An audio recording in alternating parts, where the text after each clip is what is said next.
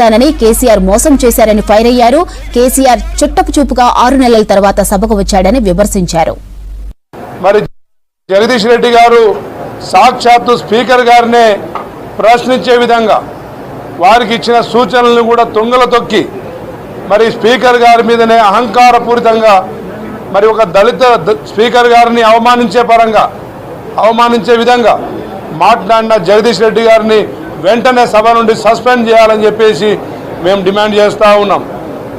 గత సంవత్సర కాలంలో మా ప్రభుత్వం చేసిన అభివృద్ధి పనుల మీద గవర్నర్ గారు ఇచ్చిన ప్రసంగాన్ని అవహేళన చేస్తూ సాక్షాత్తు గతంలో తమిళిసై గారిని ఒక మహిళని చూడకుండా అవమానించి ఈరోజు విష్ణుదేవ్ శర్మ గారిని కూడా అవమానించే విధంగా మాట్లాడిన సభ్యులందరినీ కౌశిక్ రెడ్డి గారు కావచ్చు, ఇంకెవరైనా కావచ్చు, చట్టసభలో సభా మర్యాదలు పాటించని ఏ సభ్యునికైనా ఇది శిక్ష, అందరూ శిక్షార్హులు అని చెప్పేసి తలపించే విధంగా మరి సభాధిపతి చర్య తీసుకోవాలని చెప్పేసి ఈ తెలంగాణ యావత్తు ప్రజానీకానికి క్షమాపణ చెప్పాలని చెప్పేసి మరి మేము డిమాండ్ చేస్తూ ఉన్నాం.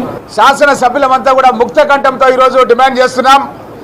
గతం లోపల వీళ్ళు దళితుని ముఖ్యమంత్రి చేస్తామని చెప్పి చేయలేదు.